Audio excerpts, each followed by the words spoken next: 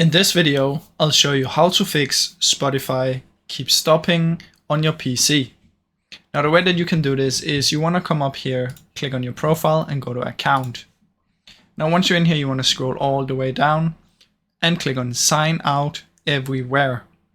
Now make sure you sign out everywhere. So once you've done that, it's gonna make sure you're not signed in on any other device, which can cause your Spotify to stop. Now after you've done that, you want to open up Discord, click on the settings down here.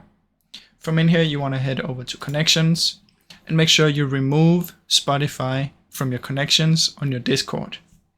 Now once you've done this, another thing you just quickly want to make sure is that when you log in again on your Spotify, let's say you log in on your phone and on your PC, you want to make sure the phone is not, let's say, pausing on your PC.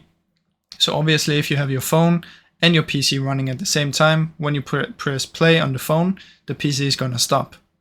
So follow these steps and hopefully it should fix the issue. Now I really hope you enjoyed this video. If you did, please leave a like and subscribe as it helps me out a ton. Thank you so much for watching.